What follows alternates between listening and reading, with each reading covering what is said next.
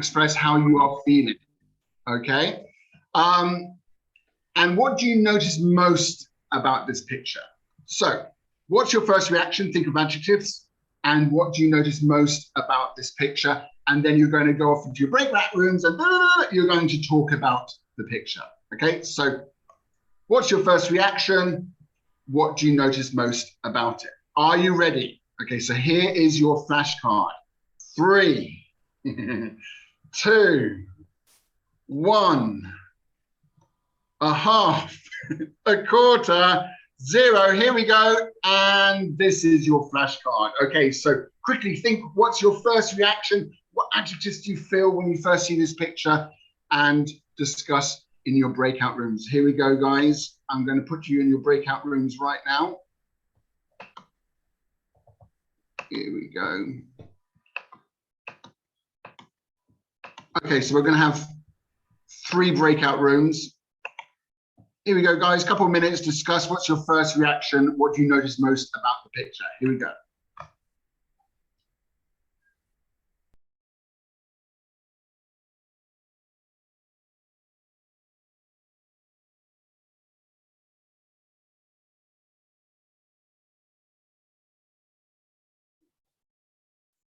Two of them haven't joined. Mohammed and Mehdi.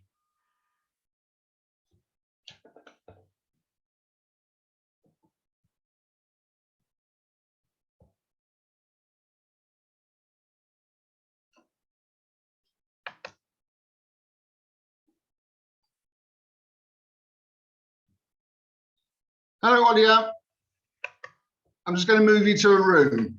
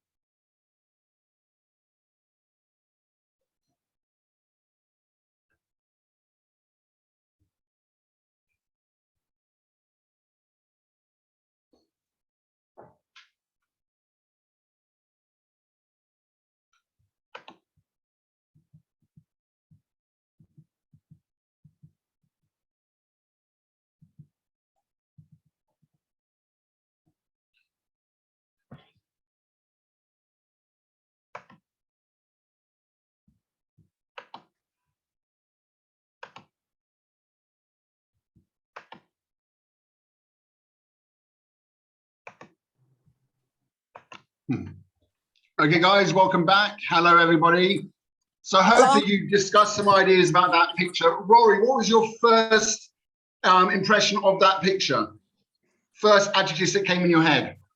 Well, it wasn't an adjective, actually. It was the fact they had braces. Although I don't know if you can use that in a sort of adjectival sense. Yeah, okay, I can just bring you back the picture. Yes, very striking is their braces. Yes, it kind of clashes with their outfits. Yes, okay, very nice. Chee-Way, another adjective that came to your mind, or anything in your first impression? I'm a little bit mean, so I went for hideous. That's a beautiful adjective. Hideous. Yes, absolutely. Okay. Then I broadcast the question. I hope you see it. I hope you saw it. Sometimes they come up quite quickly in the breakout room. And that question was, I want you to imagine you are actually there in the picture and the people or one of the girls asks you a question. Pauline, what do you think they ask you?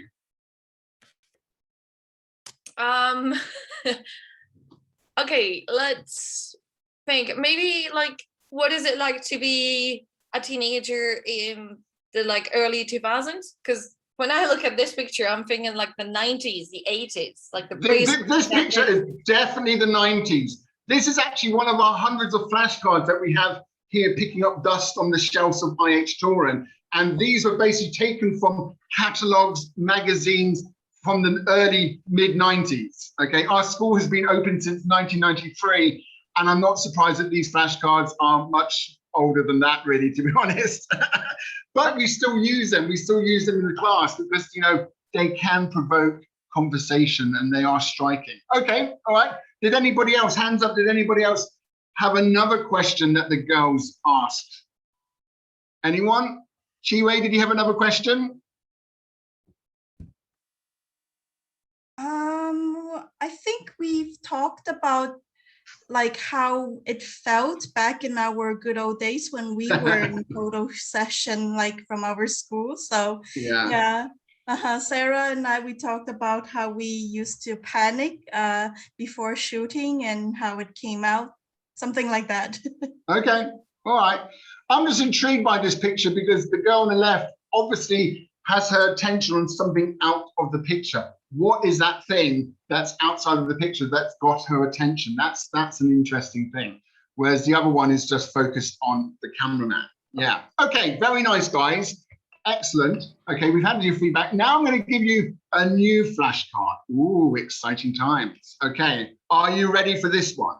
Okay, here we go, guys. 3, 2, 1. And this is your new flashcard. Okay. I hear some chuckling. Okay, so just think about that flashcard, and I have a question for you. Okay, imagine this picture is on a poster. Okay, what do you think is being publicized? What is this? What is being advertised? So it's an advertisement. What is being advertised? Okay, and what would the slogan be? That's the catchy title expression that's usually on advertisements. So guys, back to your breakout rooms. Imagine this picture is on a poster. What is being advertised? And what would the slogan be? I'm going to give you 2 minutes back in your breakout rooms. Over to you. Good luck.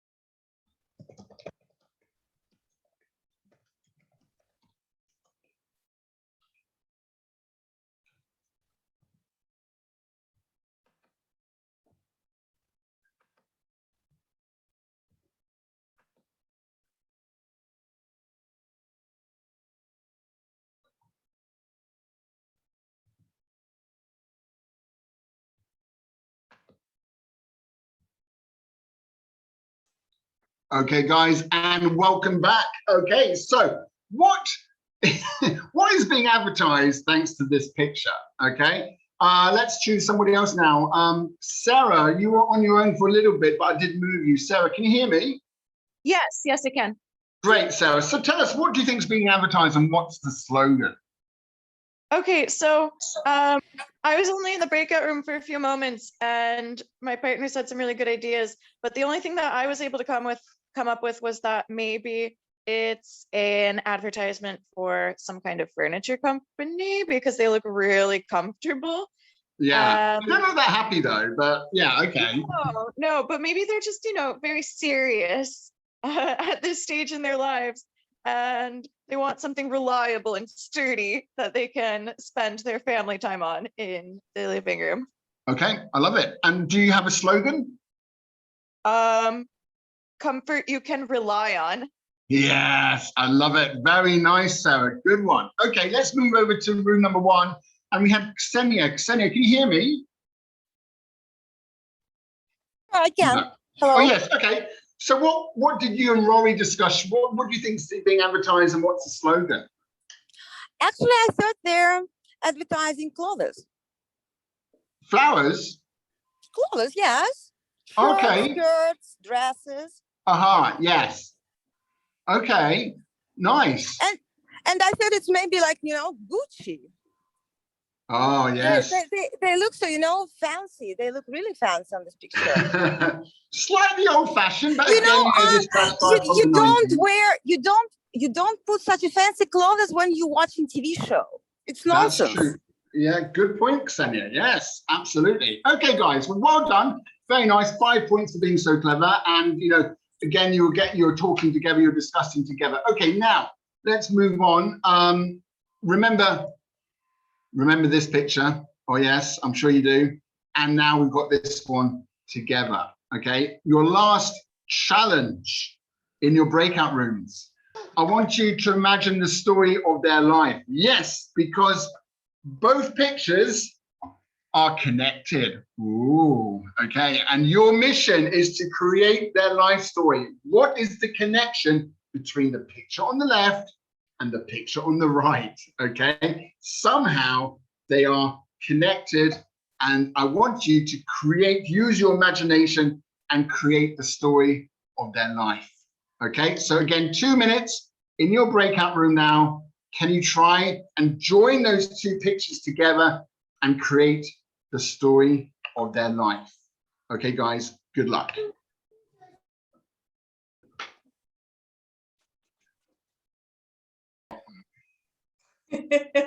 Yeah. Let's put Rory on many things, actually. Yeah, let's do it. Okay, so Rory, I'm going to ask you a question. What is the connection between those two pictures? Tell us the story of their life. Well, we had a couple of ideas, like, for example, distant cousins or relatives, perhaps. I wondered if the older ladies were the teachers of the younger ladies, for example. But so there was quite a range of opinions in that sense. Okay, I like that. Okay, Pauline, did you have a different opinion?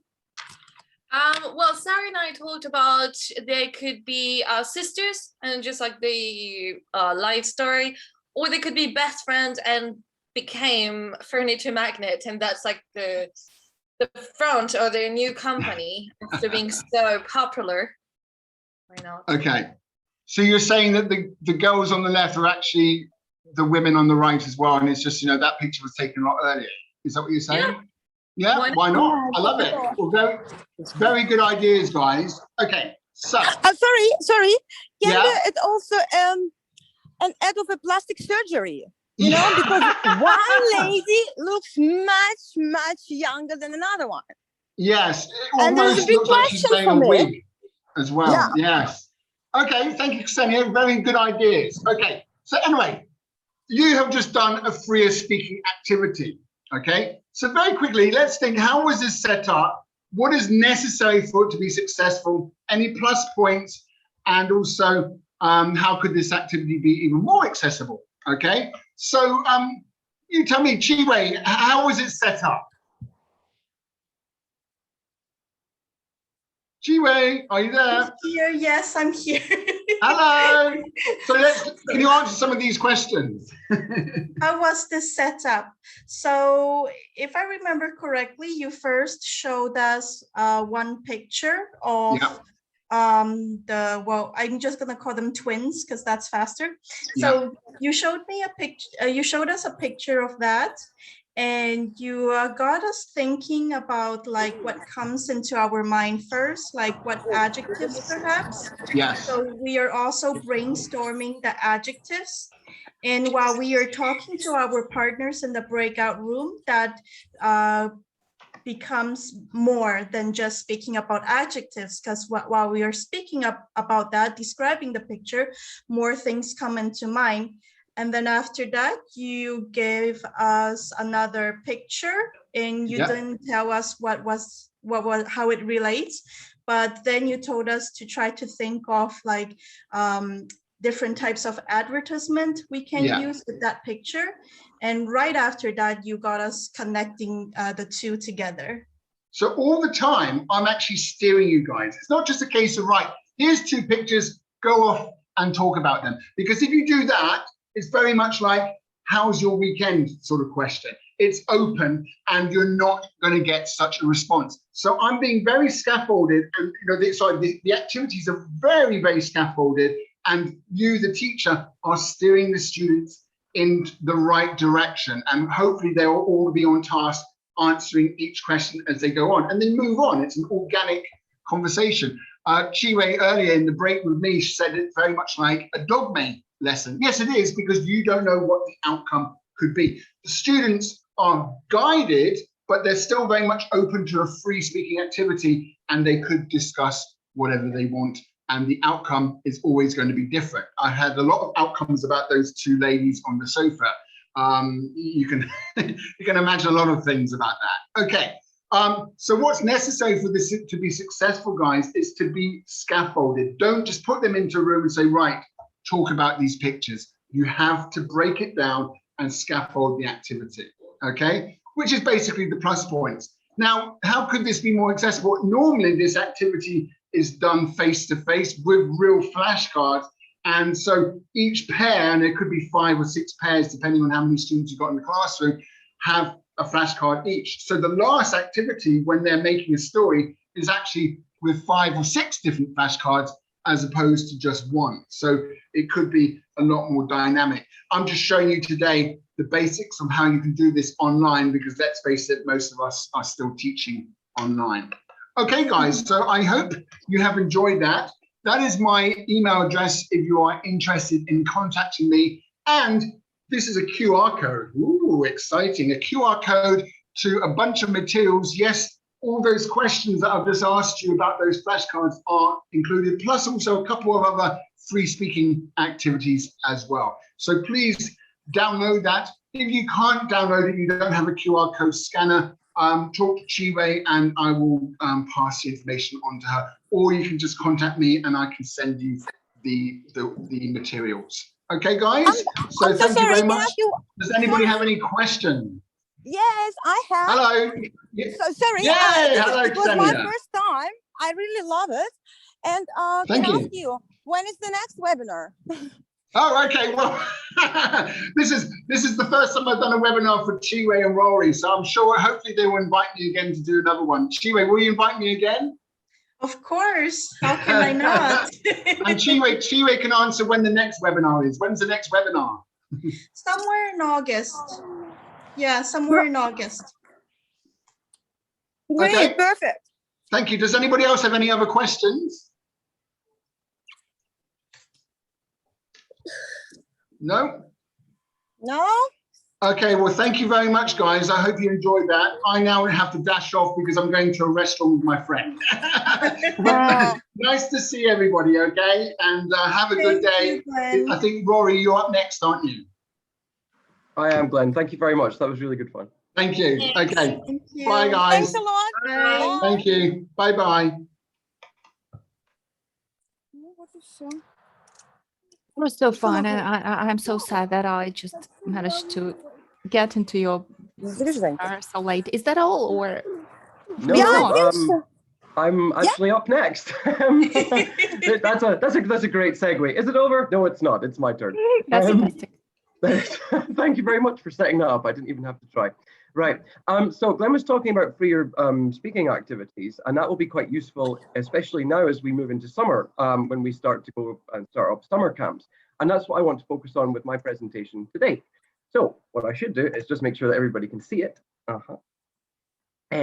So I would like to focus on summer school lesson planning, especially since it's that time of year and there's a lot of stress that comes with summer school. So I'm hoping some of the tips that I can share today will help cut down on preparation for lessons. Of course, it says summer school lesson planning, but I'm hopeful that most of the ideas can be actually applied throughout the academic year as it comes up in the future. So to just briefly describe my part of the webinar, I'm going to talk about the principles of summer school lessons and then walk you through a lesson plan outline that's really easy to apply to your classes, and then show you what this actually looks like in practice. And then, of course, analyze some problems and solutions that happen at summer school that will affect our lesson planning. And of course, if you want to ask questions, then you're very welcome to at the end. So what are the principles of summer school, basically? Well, I suppose the first one is that lessons should be fun.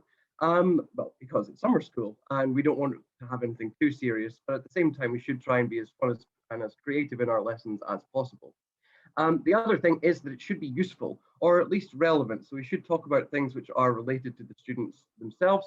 And the last thing is we should make sure they get as much practice as possible. So those are principles for summer school lessons, and we should keep them in mind as we start preparing them. But what does this actually mean for the shape of a lesson? So I'm going to show you a plan of a lesson, and then we'll apply this to a real life situation. So at the beginning of every class, you've always got to say hello. I think most teachers often say hello and ask students how they are, but it's quite useful at summer school if you have a list of questions prepared beforehand that you can give to the students and pair them up, because we all know at summer school, the students are, it doesn't matter if it's a residential school or if it's just in a regular school, they will be late. Some people will be late, some people will be very early. So if we have some questions prepared for them as they come in, then we can make sure that they're working away speaking English as quickly as possible. And of course, it's useful to use their names as well, because as we know, some students don't take English classes during the year. Their only experience with English is actually just at summer camp. So this is a good chance for us to start using their names from the very beginning. After we say hello to students, it's important to have a revision / warmer. Now, this could be literally anything. It could be for older students, brainstorm what's come into classes previously, or give them a quiz. One of the things that I quite like doing with classes is giving them a word scramble based on vocabulary from the previous lesson. And we'll look at an example of that later on, and you're going to do one together. And then we have our lead-in. So some kind of logical connection between what we've taught previously and what the lesson is going to be about today. And then after that, the main focus. So this could be the vocabulary, or it could be watching video, or it could be some sort of in-depth language analysis because they've got to get that practice. But there should be some speaking practice at the end using a grid as much as possible, so the students have something to structure what it is they're doing. I'll show you an example of this later on.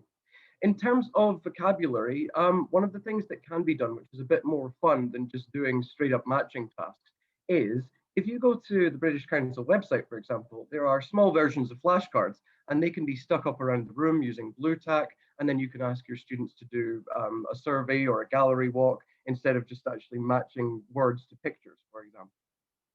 After that, there's a cooler, and my favorite cooler at the end of the lesson is a word search, for example, and there are lots of websites where you can create word searches for students, and it's very easy to put together, and you can create all of this material in the space of 5 minutes. And of course, at the end, you say goodbye. With younger students, you would do this by giving them stickers if they've been well behaved, or you could ask students to ask each other questions about how their day is, well, what they have planned for the rest of their day, for example. So that's the outline of the lesson and the materials that we're going to use. But what does this actually look like in real life? So I'm going to show you a lesson that I did with a couple of students, well, not a couple of students, a couple of classes at summer school, and the materials that were used for this. So this, I should say, was For a 40 to 60-minute lesson, the times varied based on which school I was teaching in, but the material should last for about 60 minutes. And we were focusing on bugs or insects. So our hello was just the same as it usually was, using the students' names and getting them into pairs as quickly as possible to ask questions. Now, if you're lucky enough to have worked for BKC International House before, you'll have access to a document that I created that has a list of questions to ask instead of how are you? Because of course we all know if you ask students how are they, they'll just say fine, thank you, and then where do you move from there? There are some interesting questions that you can ask. You can see here some examples. What was your favorite part of the day? What's your dream vacation? What makes a good friend? So you could take some of these and cut them up, and then you give them to the students, and then they can discuss them while they're getting organized, while all the latecomers are getting into the class. Once that's done, we have our revision or our warmer. Now, we're focusing on insects today. So the previous lesson would have been something connected to animals, and this would have been a word scramble. There's a great website called wordscramble.com. And you just create word scrambles that look a little bit like this. Now, I've talked for about 10 minutes straight there, and that could get quite boring. So I'm going to give you a task to work on in your breakout rooms. And the task will be to actually solve the word scramble with your partners. All of these words that are scrambled in front of you are, well, the names of different wild animals. So it's always useful, especially in summer school, to give an example with your students. Can anyone guess what the first one might be here? What wild animal this one is? Hyena? Pardon me, Pauline? Hyena? Hyena, yeah. So that's number one. But working with your partners for 3 minutes, can you guess as many as possible? If you can't get the second one, then you just move on to the next one. Don't worry, we'll cover them all when we come back. All right. But how to do that? I'm going to provide you with a handy link. But in order to do that, I need to stop sharing my screen. And I will send a link to you in the chat, which you can open. Please don't actually edit the document, don't delete anything, but you can look at it and you can use it to talk about what you think the wild animals will be. So the link is there. Can you all open it and make sure that it's working for you? Rory, it says we need an authorization to get in. Oh, I'm really sorry about that. Yes. Yeah, 1 second, I have a different idea. Hold on a moment. Maybe we just can screenshot it. Just You could do that. Yeah, that would work. All right. Hold on a moment. Could you demonstrate that I'll get again? it back for you. Yeah, that's a great idea. Here you go. It's there. So if you can screenshot it. Mhm.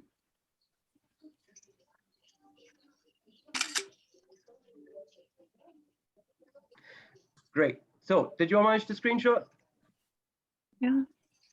Fantastic. All right. Let's get to solving these. So let's put you in some breakout rooms. I made a screenshot of you.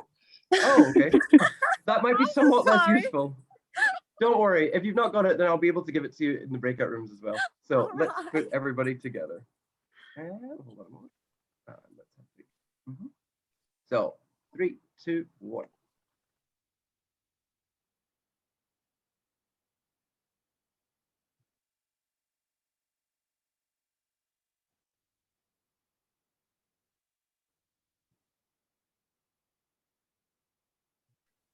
Are you okay, Chee-Way? Did you get assigned a breakout room? Sorry, what? Are you okay, Chee-Way? Did you get assigned a breakout room?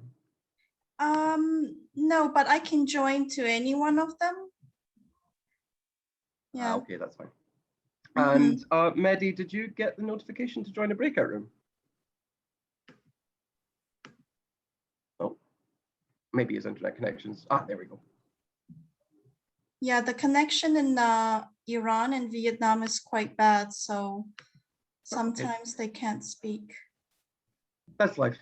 We'll just see how they're getting on. I'll go and have a look around.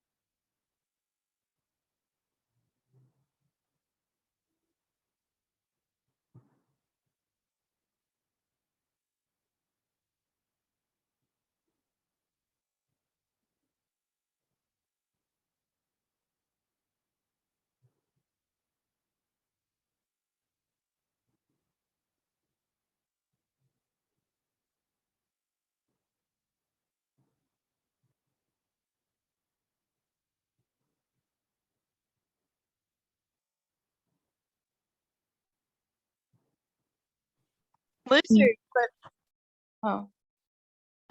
Not leprechaun, no. Lizard. Great, you're all back. Did any team manage to get all of them? I think you got stuck on a couple of them. We got stuck on the last one. Yeah, the last one is the most difficult. The last one is actually Zorilla, which is apparently the name of what a skunk is in like scientifically. Oh, That come on, sounds this is not fair. Yeah, I think that's fake, Rory. Well, like I say, obviously it's a little bit unfair on you guys because this is obviously a revision exercise for a lesson that's happened previously, but you haven't done that lesson that's happened previously. So if you manage to get even half of them without doing that, then well done to you. But the point is, your revision should have a logical connection to what's going to happen next. And that will just be a case of saying, well, last time we studied wild animals, but what other animals do you know? And then you can elicit from the students like smaller, smaller, smaller, smaller, until they get the idea that they should be thinking about insects. And then you can launch into your vocabulary presentation. So, like I say, this lesson in particular is based on materials taken from the British Council. And here you have the flashcards. You could present them as they are here in the lower part of the picture, where they're just intact flashcards with the words. Or you could, you can see here, I've stuck a little bit of white tack on the back of them and given the pictures a number and set this up as a gallery walk. So I've just said to the students, okay, so we know that we're going to talk about bugs. There are different bugs stuck on the wall around the room, and you can take some paper and write down what you can see in the pictures. Once that's done, of course, you want to feed back to them and ask, like, what was number 1, or in this case, what was number 7, and hopefully they'll guess it was a spider. Here, I was teaching very small children with this, so I gave them some of the letters for spider just to help them along and scaffold their learning. But if you just wanted to write numbers on the pictures, if you have older and more advanced kids to challenge them more, then you can do that too. After that, you'll want to orientate students to what they're going to talk about next, which is actually their own insect. So in my case, I drew a picture of a spider and I wrote about the colors that it is and how big it is, the body parts, the food that it eats, and then some extra information. I always try and have funny ones. So my spider doesn't like it when students speak Russian in class, for example. I also had sea creatures lessons where the octopus didn't like students who forgot their homework, for example. But the point is, you've got this model which you've created yourself as the teacher, and then the students will be given the worksheet in the center here to create their own. On the back of that, you can see a grid, which is on the right-hand side. And the students, once they've taken 10 minutes or 15 minutes to complete their drawing and write information about their insect, then they're going to assume a speed dating formation where they ask 4 other partners, in this case, about the name, the insect, the color of the insect, the size of the insect, the different body parts, and they'd go around asking this as much as possible. So this feeds into our principles at the very beginning for summer school lessons. It's fun because they get to draw a picture of their favorite insect and they get to sort of create a character for it if they wanted to. And it's relevant and useful because, of course, we talk about insects, they're there in the real world. And they get lots and lots of practice because this speed dating formation where they fill out the grid, asking different questions about their insects in this case, gets them practicing and speaking to as many different students as possible about the same subject. So here they get to practice question forms.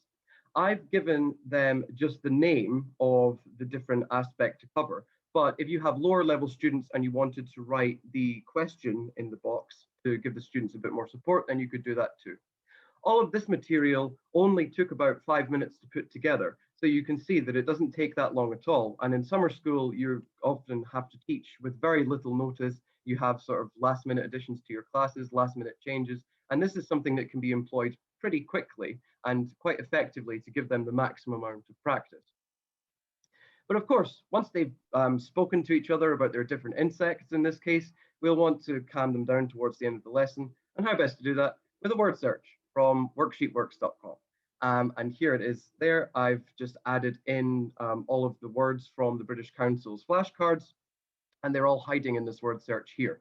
Now, you could give your students just this word search straight up just towards the end of the class to calm them down, to give them something to unwind with, or you could add a little bit of challenge and you could take some scissors and cut off the bottom part of the word search. And this means that students have to remember the words, So they're recycling the vocabulary as well. If you wanted to make it even more entertaining for them, you could cut off the words at the bottom, stick that outside on the wall, and ask the students, one student will be trying to find the words in the word search, and the other student has to run outside and find out what words are actually there. So they get a chance to practice the words, and they're moving around, and this means that they're not creating as much of a mess. If they're getting a bit excited towards the end of the class, they're burning off that excess energy. And of course, at the end, you say goodbye. In my case, I gave them stickers at the end of the class because they were very, very young children. But of course, if you've got older ones, then it could just be a case of getting them to ask each other how their day is going to go, what they've got planned after the class, for example, this kind of thing. So you see here, we had the questions to ask in pairs in terms of the material, the word scramble, and the flashcards, the model, and the grid, and the word search. And that was all of the material for this lesson. And like I say, it only took about 5 to 10 minutes to prepare and print everything off. And the only thing we needed was the vocabulary for it. And that's all. And in my case, a bit of creativity and inspiration when drawing the picture of the spider. As you can see, I'm not very good at drawing, so sorry about that. But at least the kids, you know, will be better than I will in this case. Those are the principles in action, of course, but there are problems when it comes to summer school lesson planning that we should talk about now. The very first one is mixed abilities. Now, this is quite common in summer schools because, of course, there aren't enough teachers and there are lots and lots of students. So lots of times we get mixed ability classes. This kind of setup for a lesson is quite useful in this case because the stronger students can rely on these prompts here to produce the full form of the question, but the lower level students can just say the word and then they can write the thing in the space that's appropriate for it. And they don't have to be pushed too hard if you're in a mixed ability class. The same thing for writing in full sentences. You could ask the higher level students to produce full sentences, maybe more complex vocabulary, but lower level students could just write the words, for example. And in the same way here, you see this part for extra information. Maybe the higher level students will want to ask more questions or give more information about their insect. In this case, it doesn't like it when people speak Russian in class. But if you have lower level students, they don't have to write anything here, and that's absolutely fine. So that takes care of that quite nicely. And the same thing for the word search as well. This is something that can be adjusted to all kinds of levels with very minimal effort. The other thing that we come up against often in summer school is that the printer breaks, or it's being monopolized by other teachers, or it's leading its own life and decides to update in the middle of you're trying to prepare your materials, which is always very frustrating. But if that happens, you don't actually need a printer to create most of these materials. In the case of the, if we go back to the very beginning, this word scramble, you don't actually have to print this off. You could go to the website that I mentioned, and then you could just take a note of the scrambles and put it on the board and ask the students to unscramble it there. In the same way, for these, for the model, in this case, you just need a ruler to draw the lines on the different of the different boxes, for example, or the different parts of the worksheet, or you could get the students to do that as well. So it doesn't matter if the printer's broken, all of this material can be created by you. What might be a bit more challenging is the word search, but of course, you can also ask the students to create their own word searches for each other, and that adds a little bit more creativity to it and takes care of the problem of the printer being occupied quite nicely. But the last thing is this outline, you could repeat it for insects or wild animals or sea creatures or lots of different things. So if the outline gets a little bit boring because you're repeating it so much, then you can change it quite easily. If we go back to the very beginning where I described it here, we asked for questions in pairs. Well, in this case, you just change the questions and you change the pairs. If your students are bored of a word scramble, why not switch the word scramble towards the end of the lesson and have the word search at the beginning? And of course, if they don't like the model and the grid, then you're very welcome to choose a different main focus exercise for this kind of thing. The same thing for the gallery walk. Sometimes students get bored of gallery walks and they don't want to do that. So you could just do a flashcard game with them instead. But hopefully, this whole outline will be quite easy to follow and help you solve some of your summer school lesson planning problems. But that brings me to the end of my presentation. Does anybody have any questions? Yes, I have. You said about this website, word search. Maybe you can give some other connection, you know, for... Absolutely. Are we talking about for activities to have at the end of the class? Yeah, you know what? I actually use World Wall. Have you heard about this? I have, yeah, that works really well for online classes. Yeah, they're quite good, but maybe something else, you know? Absolutely, yes. So you can add things in and take things away as you want, and that's absolutely fine. And you're absolutely right, Wordwall is a great source of activities in this respect. But this is just if you have to put something together at the last minute, and you can see how easy it is to do. All right. Are there any other questions? Great, no problem. Then I will hand you over to Chee-Way. Excellent. My time. So today, what this was the, okay, great. So today my topic is the activities we can use to turn it into a routine. This also works well in summer classes or in any classes actually. And some of the activities, they're quite easy to use, especially when your bloody printer breaks in the middle of, I don't know, your camp day or school day. So these are the activities you can use, or if you have like a last minute, I don't know, cover class, you can also implement them. But first, I want to talk about something really important, and someone wanted to get answered in the registration form. And that is how do we make activities fun for young learners? So how do we make our classes fun and they are still learning? Now, I want to get you to define the word fun. What is the difference between fun and enjoyment? Can anyone answer? I think fun is something like what you have now, and enjoyment should last. Maybe. Any other answers? For me, it would be more about the difference of opinion. Like fun is more a general idea and enjoyment might be a bit more personal. Yeah, you're kind of close. Any other opinions? Okay, so over here I have the two definitions. And the difference between fun is that the difference between those two is that sometimes when we think about fun, we think about something not important, not serious, something just to amuse the other person. Now, but when you are enjoying something, you have the pleasure of doing something. And this is a really good point that I took from Diana England. She is the director of studies of somewhere in Portugal. I can't remember anymore. Sorry, Diana. But she talked about the difference between fun and enjoyment. And she said that many times we can think that our learners are having fun, but do we really know they are learning? Because they can have fun, but they might not be learning at the same time.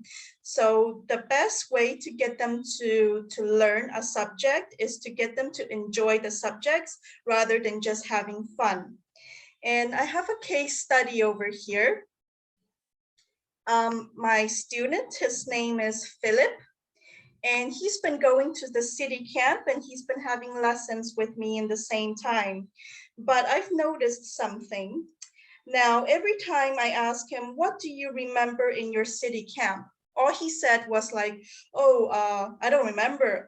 We played games, we raced. I don't remember more. And I was like, okay, what's the topic? Yeah, just to elicit from him. Maybe he needed more guidance. And he was like, we don't have a topic. Okay, fine, you don't have a topic. What about lessons with me? And he's like, oh, last lesson we did future. We talked about Harley and me in the island. And I'm like, okay, so what happened? What do you think? Why did he remember things in my lesson, but he didn't remember things in the city camp? Just for more information, the city camp was like 8 hours, around like 6 to 8 hours. And with me, it was just 45 minutes per lesson. So what do you think? What went wrong?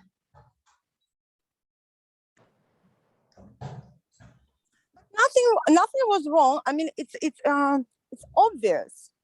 When you're taking a private lesson, I mean, parents, I think they talk to their children and they say that this is important, you know, we pay money and something like this. And city camp, it's about fun.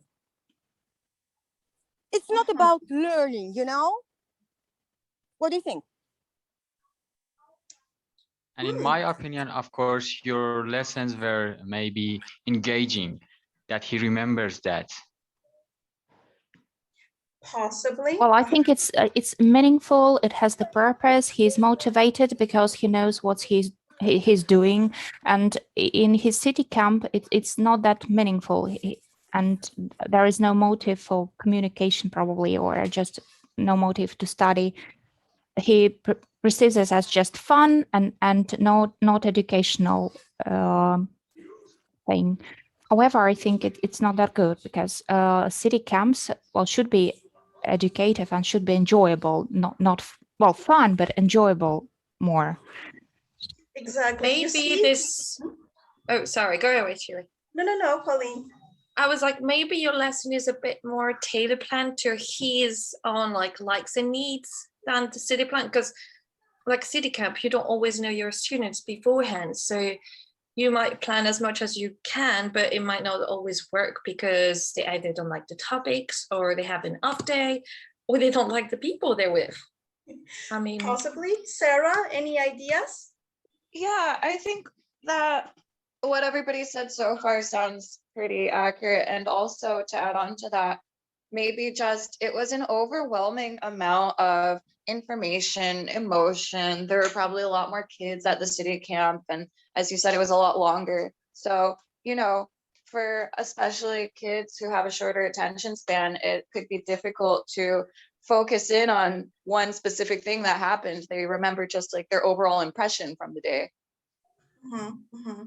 Yes, that could be it. Like all of your suggestions really resonate somehow with my students. Sorry for the background noise.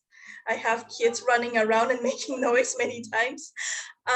So what can also happen is that maybe the teacher who taught the lesson, maybe he really did try to plan a really good lesson. Maybe he did try to have a meaningful lesson. Maybe everything was personalized as possible, but maybe also the activities he chose was too much fun. And it's not, he didn't really highlight the aim of each of those activities. So this might be the reason why the child didn't remember anything. Also, maybe he didn't really scaffold the information well enough after each activity. So that could be it. Maybe lack of feedback also, you know, so the students just go like, yeah, the purpose of this was just to have fun. Yeah, because they didn't really have to think about it. So that's the danger of giving them too much fun. And I have to say, like, most of my classes now, they are online classes. And I would say my students this year, they have improved much more than the previous year when I was having offline classes with them, with different students, of course. And I've noticed it's because those lessons that I was teaching, I probably didn't give enough retrieval practice. So that was a problem. So the next slides, I'm going to show you a few activities on how we can get our learners to do retrieval practices in a fun way. So next. Oh, there's some discussions. Actually, I would like you to answer these questions first in your breakout room and see what you get out of it first. Can you screenshot the questions?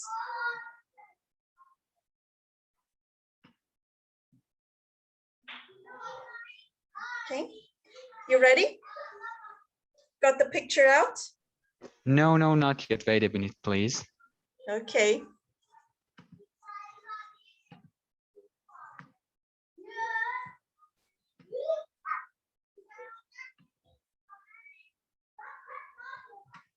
Okay, ready? Yes. Good. I'm going to put you into groups this time and see what you can get out of it. There we go. Go to your breakout rooms and you have 5 minutes to answer these questions.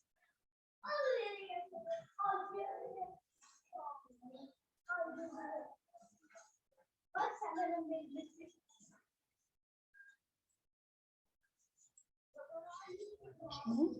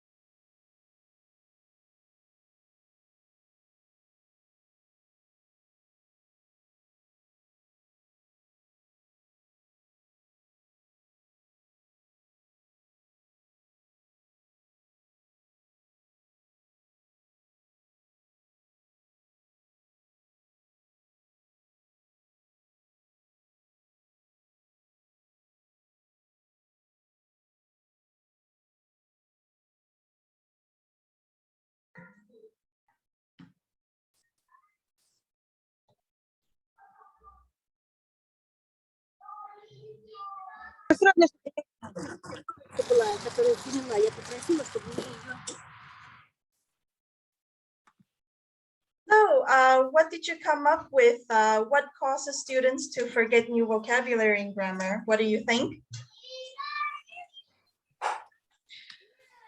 Rory had a good one. Life. Do I want to know what Rory thinks? Sorry, Rory. That was offensive. We also talked about lack of recycling and overwhelming amounts of new vocabulary and grammar at once. Probably. Maybe lack of motivation, because some of the people in our group said that students are generally lazy and they don't need it. But maybe we should motivate them and like find this and ignite this passion. And lack of attention Yes. in class. They just sometimes they're flying somewhere. Especially and you teenagers. take the child and say, no, look at me. I'm here with you and you are mine for these 45 minutes. Something like this, you know? Well, to be fair, that happens to adults too, right? I mean, sometimes where our mind just fly off somewhere. Okay, so how to make classes more personalized. So that might help with our attention span as well. So I was saying, like, if it's a topic that is general enough or specific to like the whole class, they could be the one coming up with their vocab because they might know different words. So it's like an exchange. They might be more inclined to learning new words because it's not like, oh, the teacher told me to, but my friends said that was a good word. That only works if they already have some words, because if they all know the 5 same words, then it's not enough. But it could be a good start, like starting with what they know and then expanding it, getting them to do some research. Sorry, can I interrupt you? Yes. About learning new words. You know what helps? Actually, with my kids, I'm always trying to tell them that you must have, if you can't remember something, you must have association with this word. I don't know. Think about, I don't know, maybe when you connect in letters, make a funny sound, or in your native language, it's got some meaning, you know, something like this. Yeah, those are good ideas. Okay, let's move on. What activities we can use when there's a lot of tech problems, especially during online lessons? Any suggestions?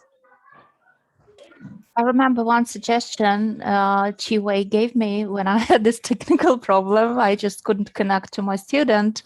You actually suggested sending this child a link with a cartoon or some video, and then ask him to watch it for a while, and then when connection is restored, just work on that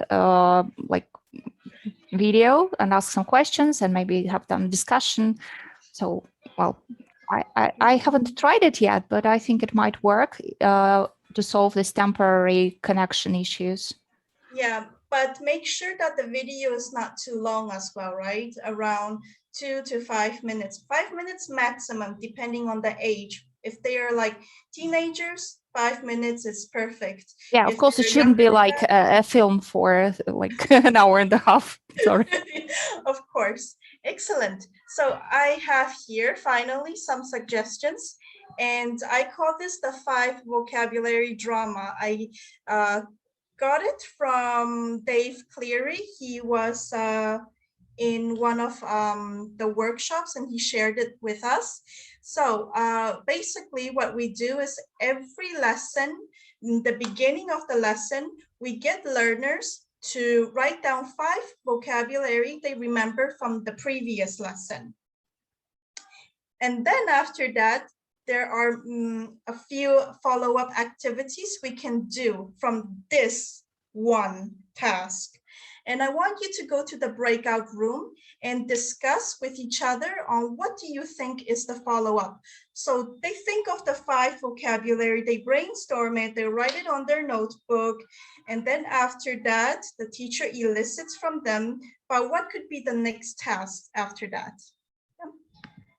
So let's have you in breakout rooms again. Open all.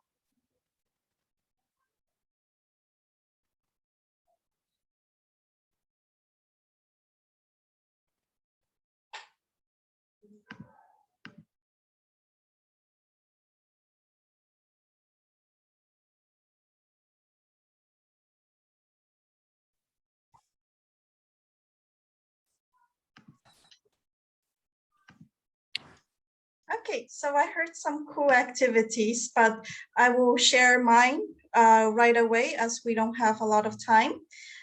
Okay, so there's questions. So from these 5 vocabulary, if your learners have been with you for more than a year, then they are able to create their own questions from those vocabulary, which is really good because that's quite personal for them. They're allowed to make it more personalized, and they will remember the word much more long-term wise. So then after that, well, it can go either way. After that, they can either go to the drawing part, or if they are, for example, if they're like 6 or 7, they've been with you for only the first year, you can give them like a drawing activity where you tell them to draw those 5 vocabulary they've written down. Make sure they write the vocabulary as like under their drawing, and then they flip the paper, and then they draw the exact same picture, but they don't write the vocabulary down. So once they finish with their artwork, then they pass it around the classroom. And the people in the class, they look at the picture and they have to guess the vocabulary that they drew. And then they can flip the paper over and look at the answer. So there's the answer key for them. So they pass it around until they get their own drawing back. So that is one idea for them, and it's quite fun. And they get to also see other people's drawings. So there's the motivation for them, like why they need to draw. Oh, it's because my partner or my classmates, they're going to look at my drawing, yeah? Because sometimes when you get them to do like an art craft activity, they need a purpose to it, not just like, oh, let's do an art craft activity. They probably would feel more motivated if they know they are being evaluated in one way or another. And then after that, or one of the other activities you can do after they brainstorm the 5 vocabulary is that you can look at the whiteboard, write down the chosen vocabulary you want from them. Yeah, so elicit from them and put it on the whiteboard. And then you can ask them to discuss with their partner, for example, what is the difference between a spider and an octopus? What is the difference between the seal and the dolphin? So this is a very good speaking task for one of the exams. I don't remember, was it flyer or movers, Rory? I remember there was one. That's movers, where they have the sequence of 4 pictures they have to identify the difference between. Yeah, so that was mover. So that's also good for training them for the exam. And then, yeah, so that's all the 3 activities you can do after brainstorming the 5 vocabulary from them. So this is a type of retrieval practice. They can remember the vocabulary, or they can recycle the vocabulary they've learned in other classes or maybe ages ago. So it's good. And the next one is the story prompts. Basically with these story prompts is you have like very bizarre questions, and you get them to think of 3 sentences to answer that question. And this is a type of story practice. Many times teachers ask me like, oh, I want my students to make a story in our classes, but we can't, we are not able to, they're not creative, they don't know how to. And this is one of the way how you can promote story time with your young learners. So you don't really make them or force them to write like 6 sentences or a whole page of story. You first get them to talk about it, yeah, for a few lessons. And this you easily can change it into a classroom routine where they have 5 minutes before the real activity comes up. They have 5 minutes to brainstorm all the ways why they have to do this or why they have to do that. For example, imagine you and your pet are trapped in the island. What will you do to go home? And then they have to give you 3 steps. Oh, for example, I look for food, or I will send an SOS to the air, or I will make fire. So these little things, they seem little, they don't seem like stories, but that's how you can activate their brain in terms of developing their cognitive skills first. And once you feel that they are ready, then in the lesson you can do stories with them. And these are great. You can turn it into a routine as well. And students, they like it, they enjoy it. And the next one, oh yeah, here's my example from some of my students. So one of them is, imagine we have zombies now, what do we do? So I try to make the language as easy as possible for that level. And they brainstorm it according to the target language I want them to practice in. So with the hamster, it's on past simple. So they try to give me sentences that is in the past form. The other one is future form. So he tries to give me one that is, give me sentences that is with will, and etc. Okay, so the next activity, which is the most important in my own opinion, it's this one, objects around. So we can use the objects around us to teach a lesson. It doesn't matter if it's online class or offline class, you can still use it. Depend how you structure it, of course. If you are an online class, then it's much more easier. If you're offline class, perhaps you need to get your learners to bring some of the things from home with them. Okay, so I'm just going to give you this name, objects around, and I want you to think of activities with your partner and see what can come out of it in the breakout room, okay? So what are we doing? Are we talking about brainstorming about activities, or are we sleeping? I cannot hear you, Katya. I don't want to say it again. I just, you could read my mouth, like sleeping. Sorry. Okay, so, oh, okay. See you later, Ksenia. And I'm going to— Thank you. I hope you, what is your next webinar? Only in August? Only in August. I will email you when that happens. Thanks a lot. I really enjoy it. You're welcome. I'm glad you enjoyed it. See you. Thanks a lot. Bye-bye. Bye. Here, let's open all rooms.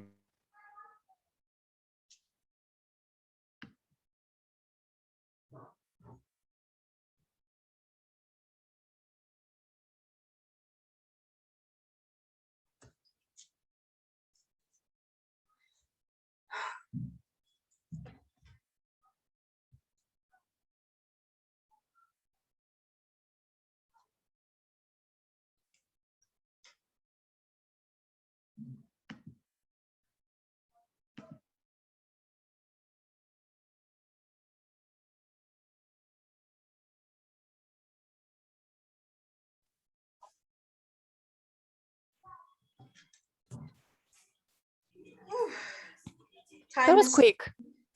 Yeah, yeah. So who wants to share one of their ideas? Sarah does. I do. Okay. Yes.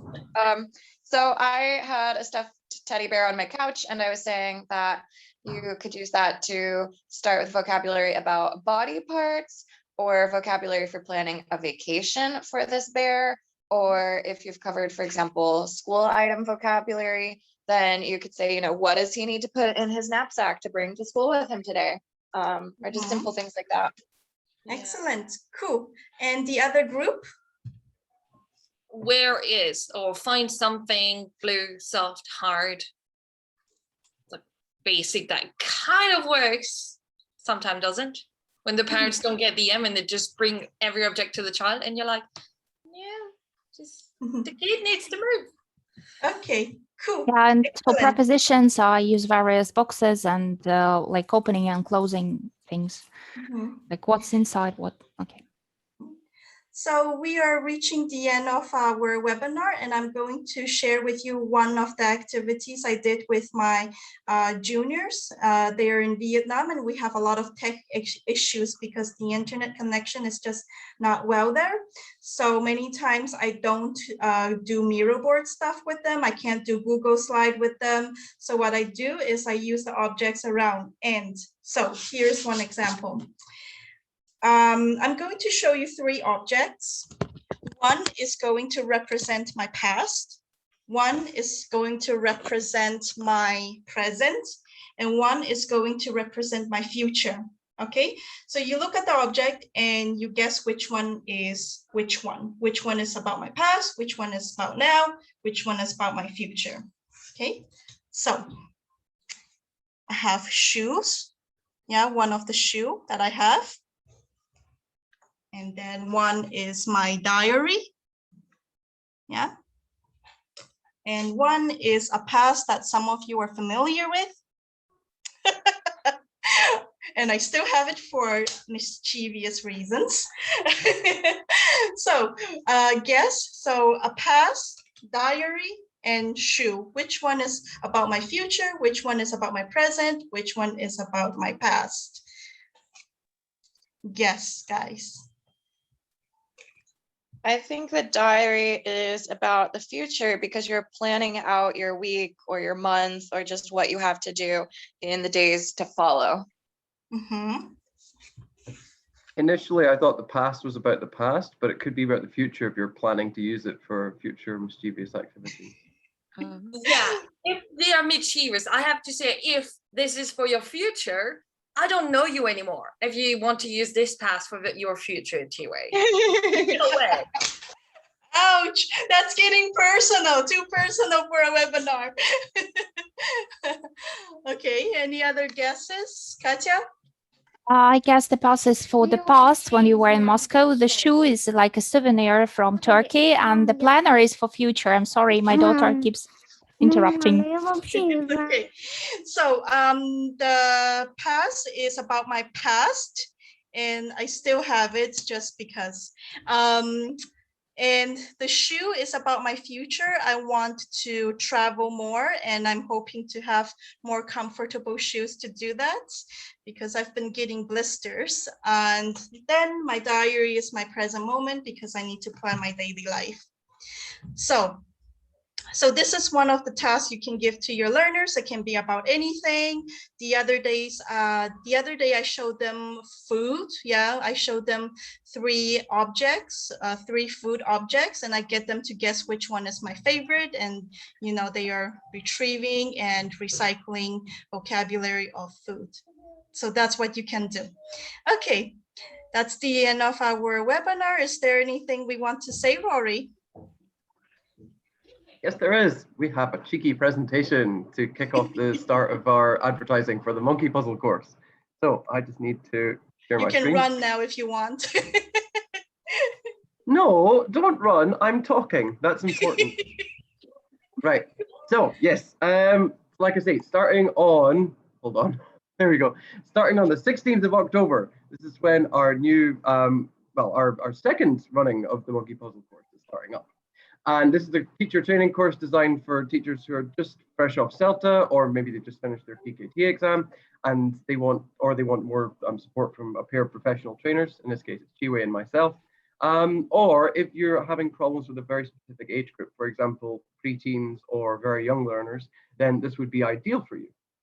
And in the same way, it's not just for new teachers or teachers who have just qualified. It's also for experienced teachers, people who are having problems with burnout, or people who are running out of ideas, or they're looking for new ideas to complement the ones that they already have. And in the same way, you might just want to talk to some very experienced people and share your ideas with them or help articulate them more effectively. But that is my side of the presentation. Chee-Way, shall I hand over to you? Yes. Okay. So the thing is that this course is affordable. Comparing to the IH Young Learner course, I believe that our course is cheaper because, well, I think that, well, we think that CPD should be available to everyone. Everyone should be able to pay for trainings and, you know, get like a little exchange of time and energy between trainers and trainees, because we are also learning from you. And I'm very sure we will continue to learn in the second round of our course. And also we want to help. Yeah, we really want to help. There are 3 modules in our course. There's the first one is child psychology, and then we have language learning. We talk a lot about learning grammar and vocabulary and other approaches for that. And the third module, we are going to talk about skills, and we implemented some Cambridge exam elements, and that's going to be by Rory. Yeah. The thing is, if you are an experienced teacher, then you might want to skip module 1 and you can go ahead and join us on module 2 and 3. And that would probably save up your time and money if you are worried about that. And we made some changes after the first round of the course. So now there are 4 sessions in module 1 instead of 6. We decided that the other 2 can easily be squeezed in between of the 4 sessions. And then the second module, I had Clue on the first round of our course, but I decided that this time I can introduce it with inquiry-based approach. And that is a new approach. Well, not so new, but new to ESL world. So people can take a look at that and how we can introduce Clue in a much more, let's say, enjoyable way to our young learners. And yeah, the sequences of the sessions were rearranged because we feel that some of the sessions could have been done in a different way. And then we have the skills one that is more general this time with some Cambridge elements, but it's not going to be the main focus with Cambridge stuff. Just in case you don't want to teach exam stuff, then you can focus more on the receptive skills. Yep, and then the payment. So if you want to register before August 30th, you have some discount. So before August 30th and before September, you have some discount for that. Or you can pay by installments. Maybe you are interested in only one of the modules, you can do that. Or if you want to, you know, personalize your trainings, you can also do that. And that would be for $30 per session. Rory, do you have anything to say? Have a good weekend. Yes, have a nice weekend. And thanks for coming. See Thanks you a lot. all, everyone. That was great. Thank you. Thank you guys. That Oh, was wait. awesome. Thank you so much. Sorry. Thanks for Sorry. sharing your insights. You're welcome. Hold on. Screenshot. Screenshot. Oh, yes, that too. Wait. I need to send you something also. Could you kindly fill in this form after the session, just to let us know how you think the webinar went and if there are any improvements you want to see in the future? Sure. Thank you Thank so you. much. Mhm. Screenshot, yes, screenshot. You ready? Okay. All right. Thank you, guys, and see you next time. Hey guys, bye. Have a nice Bye. weekend. Bye. Bye. Bye. Bye.